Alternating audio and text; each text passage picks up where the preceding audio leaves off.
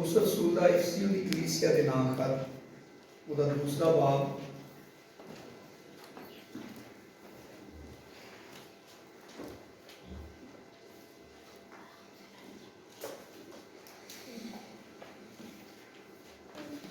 पौलुस रसूल दा इफिसियों दी कलीसिया दे नाम खत ਉਹਦਾ दूसरा बाब ਉਹਦੀ 19वीं आयत ਤੋਂ 22वीं आयत तक ਅਸੀਂ खुदा दे जिंदा कलाम ਦੇ ਵਿੱਚ ਪੜਾਂਗੇ।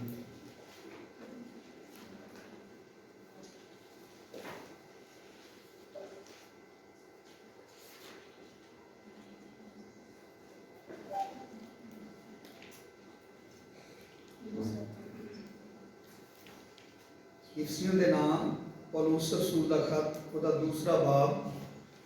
उसकी 19वीं आयत तो 22वीं आयत तक असी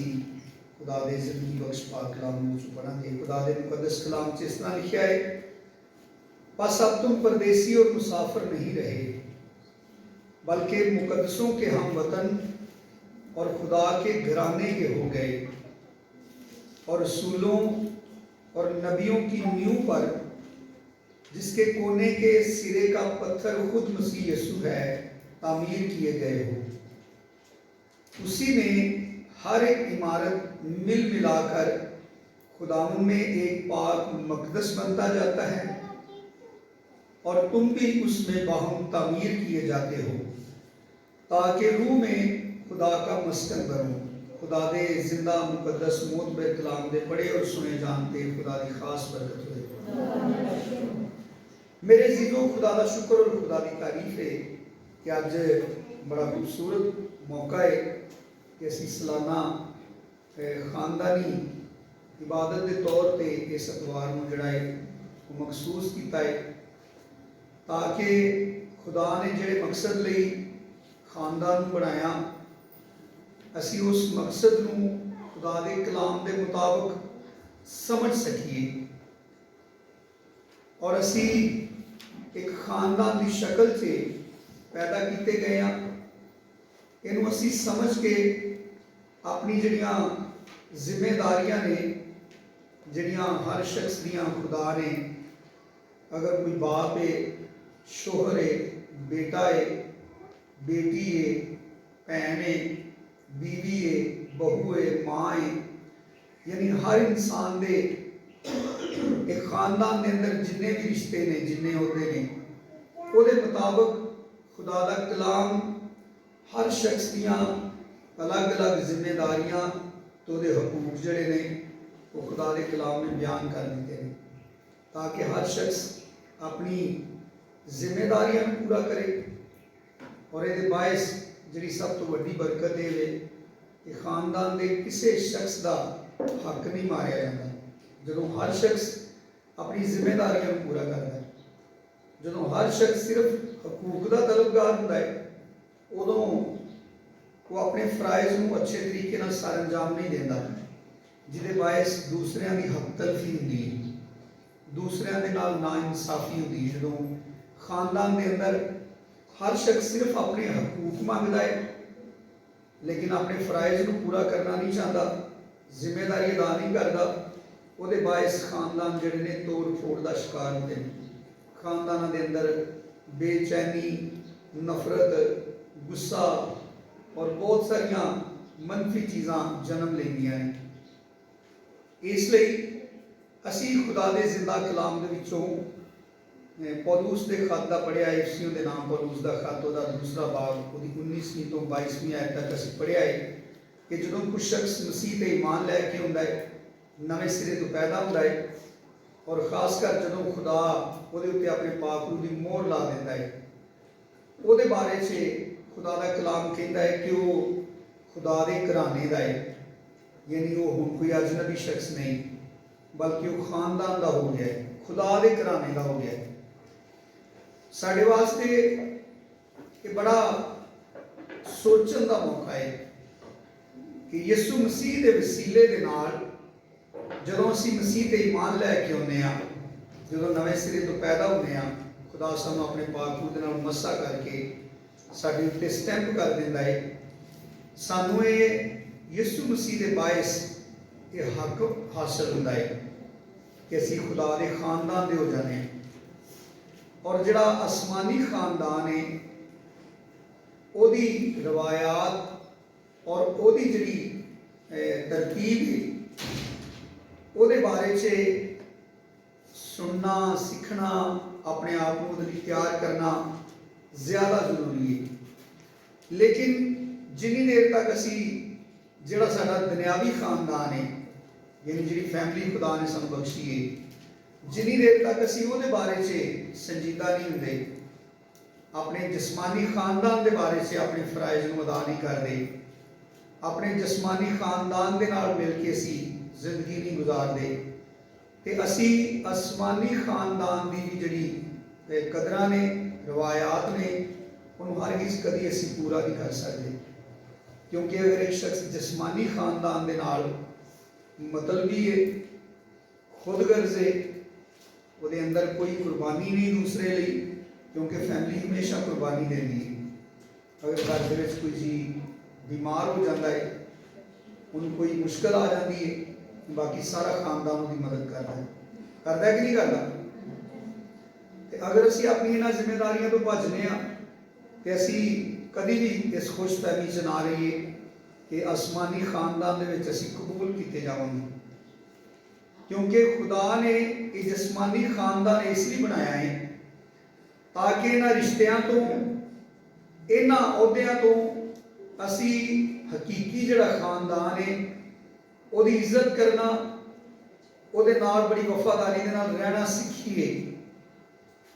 खुदा ने जिस्मानी तौर पर साडा बाप बनाया है और उहदे वास्ते अपने 10 हुक्मां दे विच सानूं हुक्म दे दिता है कि तू अपने बाप की ते अपनी मां की इज्जत कर।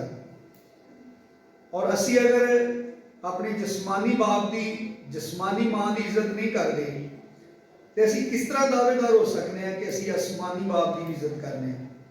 क्योंकि जिस्मानी बाप को तो असी देखा है, उन्होंने बड़े करीब तो जानने, उन्होंने असी महसूस करने, अपनी मां को, अपने बाप को छू के वेखने, और हर लम्हा साडे दिमाग के अंदर जिंदा रहिंदा है जो साडे माँ बाप बड़ी मुहब्बत के नाल साडे नाल पेश होंदे ने, साडी बड़ी केयर करते हैं, साडी बड़ी फिक्र करते हैं। और एक चीज़ सानूं सिखांदी है कि जिस तरह असी अपने जिस्मानी माँ बाप की इज्जत करने, जिहड़ा आसमानी बाप है उसकी इज्जत करना किस कदर ज़्यादा वाजिब है। अगर अबरानियों के खत को पढ़िए, 12वां बाब अबरानियों का खत,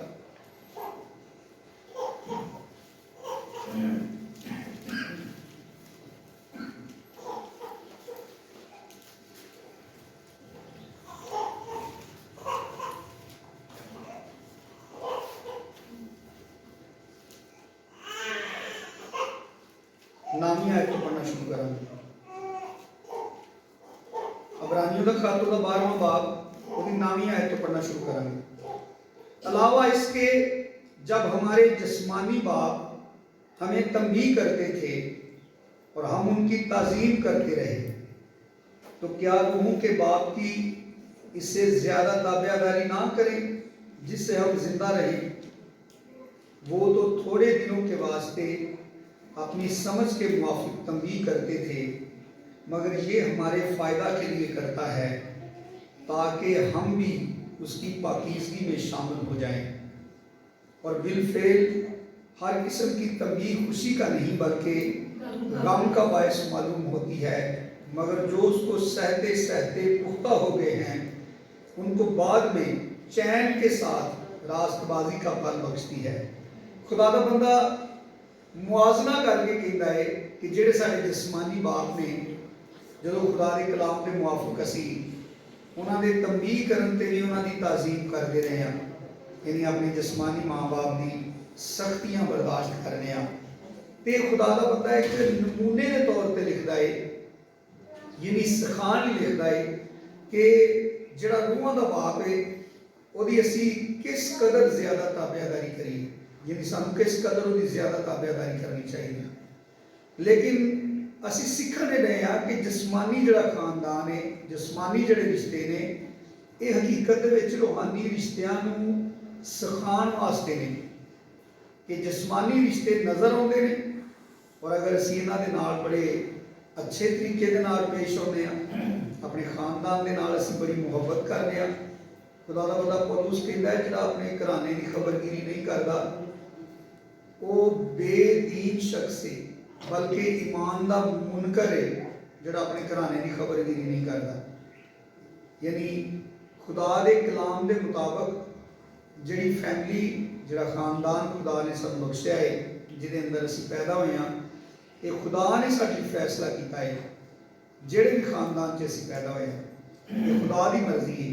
कि असी उन्हां दे नाल अपनी जिंदगी गुजारीए, असी उन्हां दे नाल मुहब्बत का इजहार करिए। क्योंकि अगर असी अपने खानदान दे नाल बड़ी मुहब्बत करने हां, इज्जत करने हां, तमाम रिश्तियां की बड़ी तमीज़ रखने हां। पता खुदा ने जो शरीयत दी तो खुदा ने तमाम रिश्तियां की तमीज़ बख्शी, शादी ब्याह तक ही खुदा ने तमीज़ बख्शी है कि किन्ना रिश्तियां च तू ब्याह करना है तो किन्ना रिश्तियां च तू ब्याह नहीं कर सकता। इस सारी तमीज़ सिखाने का मतलब ये है कि असी जिस्मानी जिहड़ी फैमिली है, जिहड़ा जिस्मानी खानदान है, उहदे तो साडी प्रैक्टिस शुरू है और असी जिहड़ा अबदी खानदान है, जिहड़ा साडा अजली अबदी बाप है, रूहां दा जिहड़ा बाप है, उहदी ताज़ीम करना सीखिए। और रसूलों के अमाल दे विच असी जिहड़ी इब्तदाई कलीसिया है उहदे बारे च एक हवाला पढ़ांगे। रसूलों के अमाल उहदा 4वां बाब।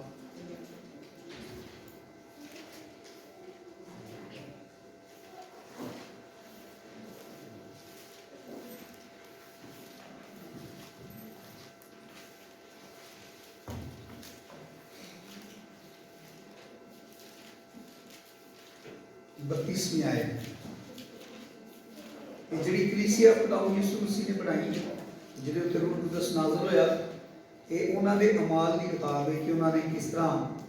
दुनिया के अपनी जिंदगी गुजार के साढ़े वास्ते एक अच्छा नमूना छड्या। अमाल 4 बाब की 32वीं आयत लिखा, और ईमानदारों की जमात एक दिल और एक जान थी, और किसी ने भी अपने माल को अपना ना कहा, बल्कि उनकी सब चीज़ें, किसी ने भी अपने माल को अपना ना कहा, बल्कि उनकी सब चीजें कैसी थी? मुश्तरिक का की मतलब होता है, मतलब वो सारे शेयरिंग ना जिंदगी गुजारते सन। किसी ने भी अपने माल को अपना ना कहा। ये एक दूसरे के नाल जुड़ जाने के बायस है, और अज खानदाना के अंदर इस चीज़ का फुकदान पैदा होता जाता है। यानी जिहड़े जिस्मानी भैन भरा ने, जिस्मानी जिहड़े रिश्ते ने, उन्हां तो इंसान जिहड़ा है अपनियां चीज़ां, अपने पैसे और अपनी जिंदगी नूं उन्हें सैपरेट कर लिया है। मैं जुमे नूं ये सिखाया सी कि बच्चे जिहड़े ने एक दूसरे को अपनी रोटी चों नवाला नहीं लैन देंदे। मतलब एक दूसरे दिन रोटी चों नवाला तोड़ने की कोशिश करता है तो आंदा अपनी लैके आ, लेकिन ये फितरत के खिलाफ है, क्योंकि खानदान जिहड़ा है उहदियां सारियां चीज़ां मुश्तरक होंदियां। मतलब असी सारे एक दूसरे दी मंजियां ते सौ जाने, एक दूसरे के बिस्तरे इस्तेमाल करने, एक घर असी शेयर करने, और एक ही बाप की जिहड़ी आमदनी है वो असी सारे उहदे तो गुजारा करने। और जिस तरह असी जमाने के लिहाज नाल अगे जान रहे हैं, यानी वक्त जिमें जिमें गुजरता जान रहा है, जिस तरह खुदा के कलाम च लिखा है कि बेदीनी बढ़ जाएगी तो मुहब्बत ठंडी पै जाएगी, वो ही सानू अमली तौर पर भी नज़र आउंदा है कि रिश्तियां के मुकाबले च चीज़ां जिहड़ियां ने उन्हां दी कदरों कीमत वधदी जाती है, रुपए पैसे की कदरों कीमत वधदी जाती है, मतलब खान पीन की कदरों कीमत वधदी जाती है। हालांकि खुदा ने सब तो ज़्यादा जी कीमती चीज़ साडी बनाई है, वो साडे रिश्ते ने, जिन्हां दे नाल खुदा ने सानू पैदा किया है, और वो साडे नाल मुहब्बत करन लई, साडा एहसास करन लई पैदा कीते ने। मिसाल की किताब च लिखा है, दोस्त रोज़ बड़ी मुहब्बत विखांदा है, लेकिन भरा नूं खुदा ने मुसीबत के दिन लई पैदा किया है। पंजाबी लोग आते हैं ना, नौवां नाल मास नहीं लैंदा। इसका मतलब ये होता है कि खूनी रिश्ते जिहड़े ने वो एक दूसरे तो जुदा नहीं होंदे, ਲੇਕਿਨ ਉਹ ਜਿਨ੍ਹਾਂ ਨੇ ਗੱਲਾਂ ਬਣਾਈਆਂ ਸਨ ਉਹਨਾਂ ਦਾ ਜ਼ਮਾਨਾ ਲੰਘ ਗਿਆ ਹੈ। ਹੁਣ ਇੱਕ ਹੀ ਮਾਂ-ਬਾਪ ਦੇ ਜਿਹੜੇ ਬੱਚੇ ਨੇ, ਇੱਕ ਖਾਨਦਾਨ ਦੇ ਜਿਹੜੇ ਮੈਂਬਰ ਨੇ, ਉਹ ਇੱਕ ਦੂਸਰੇ ਵਾਸਤੇ ਬੇਗਾਨੇ ਹੁੰਦੇ ਜਾਂਦੇ ਨੇ। ਔਰ ਇਹਦਾ ਸਬਬ ਖੁਦਾ ਦੇ ਕਲਾਮ ਦੇ ਮੁਤਾਬਕ ਚੀਜ਼ਾਂ ਨੂੰ ਨਾ ਸਮਝਣਾ, ਯਾਨੀ ਇਹਨਾਂ ਦੀ ਕਦਰੋ ਕੀਮਤ ਜਿਹੜੀ ਹੈ, ਅਗਰ ਅਸੀਂ ਖੁਦਾ ਦੇ ਕਲਾਮ ਦੇ ਮੁਤਾਬਕ ਸਮਝਣ ਦੀ ਕੋਸ਼ਿਸ਼ ਕਰਾਂਗੇ ਕਿ ਖੁਦਾ ਨੇ ਖਾਨਦਾਨ ਕਿਉਂ ਬਣਾਇਆ ਹੈ, ਇਹਦਾ ਕੀ ਮਕਸਦ ਹੈ, ਖੁਦਾ ਨੇ ਇਬਤਦਾ 'ਚ ਕਿਉਂ ਨਹੀਂ ਆਦਮ ਨੂੰ ਇਕੱਲੇ ਨੂੰ ਵੇਖ ਕੇ ਕਿਹਾ ਕਿ ਅੱਛਾ ਹੈ, ਖੁਦਾ ਨੇ ਕਿਉਂ ਆਦਮ ਨੂੰ ਇਕੱਲੇ ਨੂੰ ਵੇਖ ਕੇ ਕਿਹਾ ਕਿ ਆਦਮ ਦਾ ਅਕੇਲਾ ਰਹਿਣਾ ਅੱਛਾ ਨਹੀਂ। ਜਦੋਂ ਅਸੀਂ ਖੁਦਾ ਦੀ ਮਰਜ਼ੀ ਨੂੰ ਜਾਣਨ ਦੀ ਕੋਸ਼ਿਸ਼ ਕਰਾਂਗੇ, ਜਦੋਂ ਅਸੀਂ ਇਹ तमाम ਰਿਸ਼ਤਿਆਂ ਦੀ ਇੱਜ਼ਤ, ਇਹਨਾਂ ਦੀ ਕਦਰ, ਇਹਨਾਂ ਦੇ ਨਾਲ ਜਿਹੜਾ ਸਾਡਾ ਸਲੂਕ ਹੈ, ਉਹ ਜਦੋਂ ਅਸੀਂ ਖੁਦਾ ਕੋਲੋਂ ਪੁੱਛਾਂਗੇ, ਜਦੋਂ ਕਲਾਮ ਕੋਲੋਂ ਮਸ਼ਵਰਾ ਲਵਾਂਗੇ, ਜਦੋਂ ਕਲਾਮ ਦੀ ਤਾਲੀਮ ਹਾਸਲ ਕਰਾਂਗੇ ਕਿ ਖੁਦਾ ਦਾ ਕਲਾਮ ਸਾਨੂੰ ਇਹਨਾਂ ਰਿਸ਼ਤਿਆਂ ਦੇ ਬਾਰੇ 'ਚ ਕੀ ਸਿਖਾਉਂਦਾ ਹੈ, ਤੇ ਫਿਰ ਅਸੀਂ ਦਰੁਸਤ ਫੈਸਲੇ ਕਰ ਸਕਦੇ ਹਾਂ। ਫਿਰ ਅਸੀਂ ਆਪਣੇ ਰਿਸ਼ਤਿਆਂ ਦੇ ਨਾਲ ਦਰੁਸਤ ਤਰੀਕੇ ਨਾਲ ਪੇਸ਼ ਆਵਾਂਗੇ। ਫਿਰ ਘਰਾਂ ਦੇ ਵਿੱਚੋਂ ਬੇਚੈਨੀ ਔਰ ਹਰ ਤਰ੍ਹਾਂ ਦੀ ਜਿਹੜੀ ਇੱਕ ਦੂਸਰੇ ਤੋਂ ਤੰਗੀ ਹੈ, ਉਹ ਖਤਮ ਹੋਣੀ ਸ਼ੁਰੂ ਹੋ ਜਾਏਗੀ। ਹਰ ਇਨਸਾਨ ਇੱਕ ਦੂਸਰੇ ਕੋਲੋਂ ਪਰੇਸ਼ਾਨ ਹੈ ਔਰ ਘਰ ਦੇ ਜਿਹੜੇ ਮੈਂਬਰ ਨੇ ਉਹ ਇੱਕ ਦੂਸਰੇ ਤੋਂ ਪਰੇਸ਼ਾਨ ਨੇ। ਯਾਨੀ ਇਸ ਹੱਦ ਤੱਕ ਇਨਸਾਨ ਜਿਹੜਾ ਹੈ ਉਹ ਖੁਦਾ ਦੇ ਕਲਾਮ ਤੋਂ ਖਾਲੀ ਹੋ ਗਿਆ ਹੈ ਕਿ ਸਕੇ ਭੈਣ ਭਰਾ ਇੱਕ ਦੂਸਰੇ ਤੋਂ ਹਸਦ ਕਰਦੇ ਨੇ, ਜਲਸ ਕਰਦੇ ਨੇ। ਮਤਲਬ ਇੱਕ ਨੂੰ ਇੱਕ ਚੀਜ਼ ਲੈ ਦਿੱਤੀ ਹੈ ਤੇ ਦੂਸਰਾ ਉਹਦੇ ਤੋਂ ਬੜਾ ਜੈਲਸ ਫੀਲ ਕਰਦਾ ਹੈ ਕਿ ਇਹਨੂੰ ਲੈ ਦਿੱਤੀ ਹੈ, ਮੈਨੂੰ ਨਹੀਂ ਲੈ ਕੇ ਦਿੱਤੀ। ਹਾਲਾਂਕਿ ਕਲਾਮ ਨੇ ਇਹ ਰਿਸ਼ਤੇ ਇਸ ਲਈ ਨਹੀਂ ਪੈਦਾ ਕੀਤੇ, ਬਲਕਿ ਤੁਸੀਂ ਆਪਣੀ ਜ਼ਿੰਦਗੀ ਦੇ ਅੰਦਰ ਕਦੀ ਗੌਰ ਕਰੋ ਕਿ ਤੁਹਾਡੇ ਨਾਲ ਖੁਸ਼ ਹੋਣ ਵਾਸਤੇ ਅਗਰ ਤੁਸੀਂ ਤਰੱਕੀ ਕਰਦੇ ਹੋ ਤੇ ਤੁਹਾਡੀ ਤਰੱਕੀ ਤੋਂ ਸਿਰਫ ਔਰ ਸਿਰਫ ਤੁਹਾਡੇ ਖੂਨੀ ਰਿਸ਼ਤੇ ਖੁਸ਼ ਹੁੰਦੇ ਨੇ। ਔਰ ਇਹ ਅਸੂਲ ਹੈ, ਖੁਦਾ ਨੇ ਇਹਦੇ ਲਈ ਪੈਦਾ ਕੀਤਾ ਹੈ। ਤੇ ਅਗਰ ਉਹ ਇਹ ਰਿਸ਼ਤੇ ਜਲਸ ਕਰਨਾ ਸ਼ੁਰੂ ਕਰ ਦੇਣ ਤੇ ਇਨਸਾਨ ਦੀ ਜ਼ਿੰਦਗੀ ਦੇ ਅੰਦਰ ਇਹ ਤਪਸ਼ ਕਿੰਨੀ ਵੱਧ ਜਾਏਗੀ। ਯਾਨੀ ਅੱਜ ਸਾਰੀ ਦੁਨੀਆ ਜਿਹੜੀ ਪਰੇਸ਼ਾਨੀ ਦਾ ਸ਼ਿਕਾਰ ਹੈ, ਉਹਦਾ ਸਭ ਤੋਂ ਵੱਡਾ ਸਬਬ ਇਹ ਵੀ ਕਿ ਇਨਸਾਨ ਖੁਦਾ ਦੇ ਕਲਾਮ ਨੂੰ ਨਹੀਂ ਸੁਣਨਾ ਚਾਹੁੰਦਾ, ਖੁਦਾ ਦੇ ਕਲਾਮ ਦੀ ਡਿਕਟੇਸ਼ਨ ਨਹੀਂ ਲੈਣਾ ਚਾਹੁੰਦਾ, ਖੁਦਾ ਕੋਲੋਂ ਹਦਾਇਤ ਨਹੀਂ ਲੈਣਾ ਚਾਹੁੰਦਾ, ਬਲਕਿ ਆਪਣੀ ਮਰਜ਼ੀ ਦੇ ਨਾਲ तमाम ਫੈਸਲੇ ਕਰਨਾ ਚਾਹੁੰਦਾ ਹੈ। ਲੇਕਿਨ ਅਸੀਂ ਇਬਤਦਾਈ ਕਲੀਸਿਆ ਦਾ ਵੀ ਪੜ੍ਹਿਆ ਕਿ ਖੁਦਾ ਦਾ ਜਿਹੜਾ ਤਰੀਕਾ ਹੈ, ਚੂੰਕਿ ਉਹਨਾਂ ਲੋਕਾਂ ਨੂੰ ਖੁਦਾ ਨੇ ਆਪਣੇ ਪਾਕ ਰੂਹ ਦੇ ਨਾਲ ਮਸਾ ਕੀਤਾ, ਆਪਣੀ ਪਹਿਚਾਨ ਬਖਸ਼ੀ। और यीशु मसीह ने रूह कुदस के बारे में क्या सी कि रूह हक आएगा और वो तुमको तमाम सच्चाई से वाकिफ कराएगा। जदों कुछ शख्स पाक रूह के नाल मसा किया जाता है तो वापस हकीकी जिंदगी वाल मुड़ जाता है, उस जिंदगी की असलीयत नाल जुड़ जाता है, उस जिंदगी को दोबारा फिर खुदा के मुताबिक गुजारना शुरू कर देता है। ਉਹਦਾ ਫਰਜ਼ ਬਣਦਾ ਹੈ ਕਿ ਉਹ ਖੁਦਾ ਦੇ ਪਾਕ ਰੂਹ ਦੀ ਗੱਲ ਨੂੰ ਸੁਣੇ, ਉਹਨੂੰ ਫੋਲੋ ਕਰੇ, ਖੁਦਾ ਦੇ ਕਲਾਮ ਦੀ, ਖੁਦਾ ਦੇ ਪਾਕ ਰੂਹ ਦੀ ਹਦਾਇਤ ਦੇ ਮੁਤਾਬਕ ਉਹਦੇ ਉੱਤੇ ਚੱਲੇ, ਉਹਦੀ ਗੱਲ ਨੂੰ ਸੁਣੇ। ਔਰ ਖੁਦਾ ਦਾ ਪਾਕ ਰੂਹ ਇਨਸਾਨ ਨੂੰ ਜ਼ਿੰਦਗੀ ਦੀ ਹਕੀਕਤ ਨਾਲ ਵਾਕਿਫ ਕਰਾਉਂਦਾ ਹੈ। ਫਿਰ ਕਲਾਮ ਦੀ ਸਮਝ ਆਉਂਦੀ ਹੈ ਕਿ ਖੁਦਾ ਨੇ ਖਾਨਦਾਨ ਕਾਹਦੇ ਵਾਸਤੇ ਬਣਾਇਆ ਹੈ, ਖੁਦਾ ਨੇ ਕਿਉਂ इंसान वास्ते सारे रिश्ते बनाए ने, ताकि इन्होंने बायस इंसान की जिंदगी के अंदर जो परेशानियां होंदियां ने, तकलीफा होंदियां ने, यानी जेडे अज तो 40 साल 50 साल पहलों के इंसान ने, उन्होंने वास्ते माँ प्यो भैन भरा वो बड़िया कीमती शावां सन, क्योंकि समझते सन कि अगर कभी इंसान दुख की हालत च हुंदा है तो उन्होंने अपने दुख के विच कोई सहारा चाहिए, कोई दूसरा इंसान चाहिए जो दुख को समझ सके। और वो सिर्फ फैमिली समझती है, बाहर के लोग सिर्फ तानाजनी करते हैं, गैर लोग सिर्फ जड़े ने वो नुक्ताचीनी करते हैं, लेकिन फैमिली जी है वो मौका देती है, फैमिली जी है वो हमेशा कमजोरियों मदद करती है, हौसला देती है, दिलासा देती है, दूसरे नहीं देते, दूसरे के ताने मारते हैं। अगर किसी को कोई गलती हो जाती है तो वो दूसरा रिपेयर नहीं करता, बल्कि हमेशा साढ़े माँ बाप सानू रिपेयर करते हैं, वो सानू बड़ी मुहब्बत के नाल दोबारा उठा खड़ा करते हैं,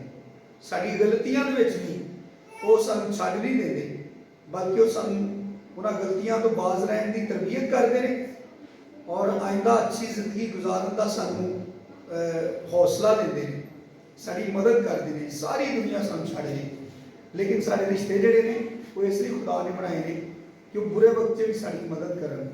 ਉਹ ਸਾਡੇ ਨਾਲ ਖਲੋਣ ਔਰ ਉਹ ਕਮਜ਼ੋਰੀਆਂ ਦੇ ਵਿੱਚ ਸਾਡੀ ਮਦਦ ਕਰਨ। ਇਹ ਖਾਨਦਾਨ ਖੁਦਾ ਨੇ ਇਸ ਲਈ ਬਣਾਇਆ ਹੈ। ਲੇਕਿਨ ਅੱਜ ਬੜਾ सख्त वक्त आ गया है, यानी बड़ा बुरा टाइम है। कलाम से लिखे है पौलुस रसूल तीमुथियुस को खत लिखते हैं, कहता है कि लेकिन ये जानना कि आखिर ज़माना में बुरे दिन आएंगे और उन्हें की निशानियां दसियां ने।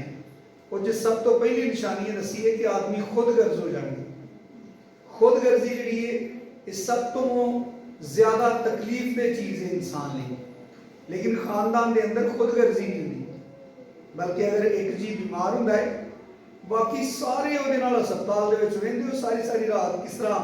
ਬੇਚੈਨੀ 'ਚ ਬਗੈਰ ਬਿਸਤਰ ਤੋਂ ਬਗੈਰ ਆਰਾਮ ਤੋਂ ਕਿਸ ਤਰ੍ਹਾਂ ਉਹਦੇ ਕੋਲ ਖਲੋਤੇ ਰਹਿੰਦੇ।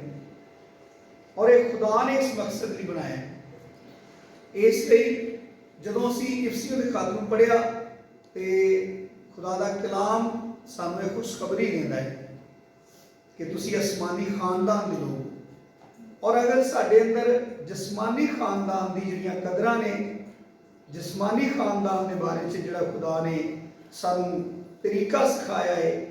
मतलब सानू अपने माँ बाप नाल की बिहेव करना चाहिए है, भैन भरावां नूं आपस में किस तरह का बिहेव उन्हां दा होना चाहिए है, माँ बाप का बच्चों के नाल की रवैया होना चाहिए है, बच्चों का माँ बाप नाल की रवैया होना चाहिए है। अगर असी जिस्मानी ये जिहड़ियां रिश्तेदारियां ने, जिस्मानी जिहड़े तल्लुकात ने, अगर इन्हों के बारे ही असी तमीज़ नहीं रखते तो असी आसमानी खानदान के विच अपने आप को किस तरह एडजस्ट करांगे। इस वजह तो ही अज चर्चा का हाल ये वे, मतलब कलीसियावां के अंदर ये खुद गर्जी है कि लोग एक दूसरे को अपना स्टेटस विखाने चर्च के विच जाते हैं। लोग खुदा की हजूरी के विच बह के दूसरे को अपने आप तो कमतर समझते हैं, यानी अपना जोड़ा लैवल है वो तो थले नहीं होंगे। हालांकि जी असी ईद मना रहे हैं, जिहदी असी जोरां शोरां नाल तैयारी कर रहे हैं, वह सब तो वड्डा नमूना ही है कि वह साडा रिश्तेदार है, तो उन्हें रिश्तेदारी दे विच इस कदर मुहब्बत की है कि मैं दसिया जिहड़ा आसमानां दे आसमान ते समा नहीं सकता, वो साडे वास्ते एक छोटी जी खुरली दे विच पिया नज़र आउंदा है। इन्हीं उन्होंने कोई गरज नहीं इस गल नाल कि जमीन के उत्ते उसका इस्तकबाल किहड़ी जगह पर हो गया, वो किहड़ी जगह के उत्ते जन्म लैन है, बल्कि उन्होंने सिर्फ रिश्तियां की फिक्र है। वो सानू बचाने वास्ते आया है और उन्हें कामल वफादारी का नमूना दिता है। कम अज कम मसीही ईमानदार जिहड़े ने वो इस दुनिया के उत्ते खुदा ते यीशु मसीह की मुहब्बत के अमीन ने। मसीहा के कोल खुदा की ते यीशु मसीह की मुहब्बत है और ये तो कभी इनकार नहीं कर सकते, भज नहीं सकते, क्योंकि जिहड़ा शख्स यीशु मसीह तो दौड़ता है, उसकी मुहब्बत तो दौड़ता है, वो मसीह कहलवान के लायक ही नहीं। और अगर यीशु मसीह सानू मुहब्बत का इन्ना आला नमूना पेश करता है तो खुदा यीशु मसीह ने साढ़े सामने एक चैलेंज रखा है कि चाहिए कि तुम कामिल हो जिस तरह तुम्हारा आसमानी बाप कामिल है। और खुदा ने तो यूहन्ना के खत लिखा है कि दुनिया से ऐसी मोहब्बत रखी कि उसने अपना इकलौता बेटा बख्श दिया। तो जे अज भैन भरा रिश्ते जिहड़े ने वो आपस से अपनी पॉकेट नहीं शेयर कर सकते, पैसे नहीं शेयर कर सकते, खाना नहीं शेयर कर सकते, एक दूसरे वास्ते अपने अंदर कोई किसी किस्म का लिहाज नहीं रखते, तो किस तरह कह सकते हैं कि असी यीशु मसीह के लोग हाँ? वो किस तरह कह सकते हैं कि असी निजात पाईए? ये बारे में खुदा का बंदा यूहन्ना भी बड़ा क्लीयर दावा करता है कि जिहड़ा शख्स अपने जिस्मानी भरा दे नाल मुहब्बत नहीं करता, अगर वो कहता है मैं मसीह नाल मुहब्बत करना वा तो झूठ बोलता है, क्योंकि जिन्होंने उन्हें वेख्या है यानी जिहड़ा उहदे नाल पैदा होया है उहदे नाल मुहब्बत करता नहीं, तो यीशु मसीह जिन्होंने वेख्या नहीं उहदे नाल किस तरह मुहब्बत कर सकता है? इसलिए अज की साडी सारी इबादत बल्कि पूरा गुजरिया महीना जिहड़ा है वो असीं इस मकसद लई इहनूं इस्तेमाल करने कि असीं भरपूर तौर पर जिहड़ी खानदानी कदरां ने, अहमीयत है, खुदा के कलाम के मुताबिक असी उन्होंने ना सिर्फ अच्छे तरीके नाल सीखीए जानिए बल्कि असी उहदे मुताबिक अपने खानदाना दे नाल सलूक करिए। अज दुनिया के उत्ते बड़े सारे ओल्ड हाउस ने जिन्हों के वडेरे माँ प्यो पे ने, उन्होंने बच्चे जीते जागते हैं, वो अपने बच्चों को एक बार देखना चाहते हैं, लेकिन वो बड़े तरसे ने बेचारे, उन्होंने बच्चे उन्होंने अपने कोल नहीं रखना चाहते, उन्होंने बड़ी मुसीबत समझते हैं। यानी जो बच्चे छोटे होंगे ने माँ बाप को एक ही सवाल किन्नी बारी करते हैं कि माँ बाप किन्नी मुहब्बत के नाल किन्ने तहम्मुल के नाल उन्होंने दसते हैं, लेकिन वही माँ बाप जो वडेरा हो जाता है तो एक ही गल जो बच्चे में एक दो दूसरे पूछते हैं तो आते हैं अब्बा तेरा दिमाग खराब हो गया, तेनों नहीं समझ आनी, तू बह उत्थे जाके। लेकिन माँ ने प्यो ने कभी इंज नहीं किया होंदा। और साडे मुल्क से भी बहुत सारे ओल्ड हाउस ने, यानी असी इस गल तो बचे नहीं जिथे वडेरे माँ प्यो जिहड़े ने पनाह लभदे फिरदे ने कि सानूं किते सिर टिकाण की जगह मिल जाए, सानूं कोई दो वक्त खाना दे दे। वो माँ प्यो जिन्हों ने अपनी जिंदगी जिहड़ी है वो हर तरह की मुसीबत के सामने करके अपनी औलाद को बड़ा आराम दिता होंगे, अपनी औलाद को बड़ी मुहब्बत के नाल उन्होंने पालिया होंगे। सर्दी गर्मी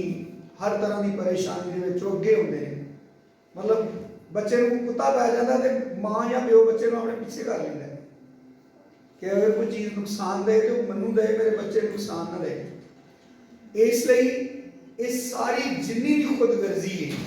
जिदे बायस अज पूरी दुनिया इस परेशानी का शिकार है। खुदा का कलाम सानू इन्हां तमाम कबाहतां तो इन्हां तमाम गलतियां तो रिहा करता है, सानू शिफा बख्शता है, क्योंकि खुदा सानू जिंदगी का राह विखांदा है, खुदा सानू तमीज़ सिखांदा है, खुदा सानू कदर करनी सिखांदा है, खुदा सानू अपने पाक के वसीले दे नाल जिंदगी की हकीकत के नाल वाकिफ करांदा है, ताकि असी अपनी अकल ते तकिया ना करिए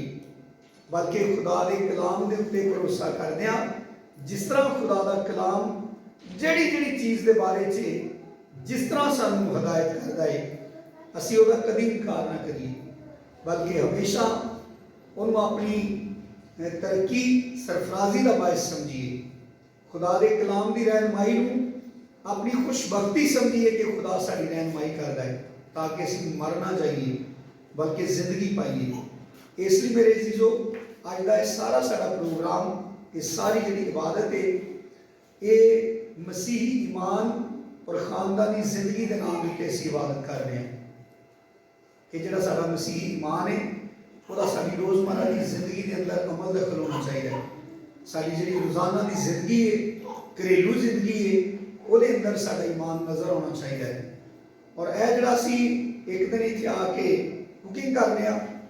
ये कोई इंटरटेनमेंट नहीं बल्कि घरां दे विच जिस तरह जी एक दूसरे को बड़ा खिजते हैं आखे लगन तो, मतलब माँ जी है वो कपड़े भी धोती है, खाना भी पकाती है, सफाई भी करती है, तो अगर वो बच्चे को काम कहती है तो कोई एक चीज़ उन्होंने फड़ाने तो भी बड़ा तंग है। लेकिन माँ को हर चीज़ बड़े टाइम ना चाहता है, यानी भुख लगन तो पहलों चाहता है कि माँ को पता है उन्हें खाना तैयार किया है, लेकिन आखे लगन लई वो दूसरे को कहता है तू लिया के दे, मैं अगे भी काम किया है। एक दिन जो असी चर्च आके प्रैक्टिस कर लिया, ये तो मुराद कोई इंटरटेनमेंट नहीं बल्कि ये तो मुराद है कि असी चर्च से आके बड़ी शाइस्तगी ना एक दूसरे के आखे लगते हैं, मतलब बच्चे माँ प्यो की हेल्प करते हैं। बहुत सारे शोहर जोड़े घर अपनी बीवियां हेल्प नहीं कराते,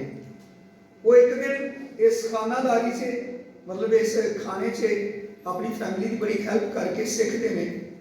कि अगर असी अपने घर दे विच अपनी फैमिली की मदद करने तो ये कोई अजीब गल नहीं, ये कोई मुश्किल गल नहीं, बल्कि जो शादी नहीं ना हुई होंगी वो तो पता की मुंडे कहते हैं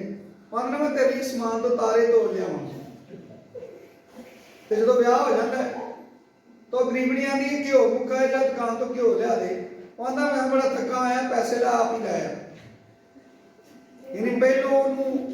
इस किस्म के झूठे वादे झूठी मुहब्बत का इजहार करता है कि मेरे वास्ते सारी दुनिया ही तू है, ਲੇਕਿਨ ਬਾਅਦ 'ਚ ਜਦੋਂ ਇਕੱਠੇ ਹੋ ਜਾਂਦੇ ਨੇ ਉਹ ਬਹੁਤ ਸਾਰੇ ਸ਼ਿਕਵੇ ਸ਼ਿਕਾਇਤ ਮਤਲਬ ਬਹੁਤ ਸਾਰੀਆਂ ਲੜਾਈਆਂ, ਇੱਕ ਦੂਸਰੇ ਦੇ ਨਾਲ ਰਿਸ਼ਤਾ ਖਤਮ ਕਰਨ ਤੱਕ ਮਾਮਲਾ ਚਲੇ ਜਾਂਦੇ ਨੇ। ਕਿੰਨੇ ਕਿੰਨੇ ਅਜ਼ੀਜ਼ ਰਿਸ਼ਤੇਦਾਰ ਉਹਨਾਂ ਨੂੰ ਸਮਝਾਉਂਦੇ ਨੇ ਕਿ ਇਸ ਤਰ੍ਹਾਂ ਨਾ ਕਰੋ, ਇਹ ਖੁਦਾ ਦੇ ਨਾਲ ਕੀਤਾ ਵਾਅਦਾ ਹੈ, ਇਹ ਨਾ ਖਤਮ ਹੋਣ ਵਾਲਾ ਰਿਸ਼ਤਾ ਹੈ। ਤੇ ਇਹਦਾ ਸਬਬ ਹੈ ਆਪਣੀ ਕੂੜ ਮੱਤ ਦੇ ਨਾਲ ਜ਼ਿੰਦਗੀ ਗੁਜ਼ਾਰਨੀ, ਯਾਨੀ ਆਪਣੀ ਅਕਲ ਦੇ ਨਾਲ ਜ਼ਿੰਦਗੀ ਗੁਜ਼ਾਰਨੀ। ਲੇਕਿਨ ਖੁਦਾ ਦੀ ਮੁਹੱਬਤ ਹੈ, ਉਹਦਾ ਰਹਿਮ, ਉਹਦਾ ਤਰਸ ਹੈ ਕਿ ਉਹਨੇ ਸਾਨੂੰ ਇਹ ਸਾਰੇ ਰਿਸ਼ਤੇ ਦਿੱਤੇ ਨੇ, ਆਪਣਾ ਮੁਕੱਦਸ ਕਲਾਮ ਦਿੱਤਾ ਹੈ ਕਿ ਅਸੀਂ ਉਹਦੇ ਵਸੀਲੇ ਦੇ ਨਾਲ ਸਿੱਖੀਏ ਕਿ ਅਸੀਂ ਇਹਨਾਂ ਰਿਸ਼ਤਿਆਂ ਨਾਲ ਕਿਸ ਤਰ੍ਹਾਂ ਨਿਭਾ ਕਰਨਾ ਹੈ। ਖੁਦਾਵੰਦ ਯਿਸੂ ਮਸੀਹ ਮੈਨੂੰ ਤੁਹਾਨੂੰ ਸਾਰਿਆਂ ਨੂੰ ਬੜੀ ਕਸਰਤ ਦੇ ਨਾਲ ਬਰਕਤ ਦੇ।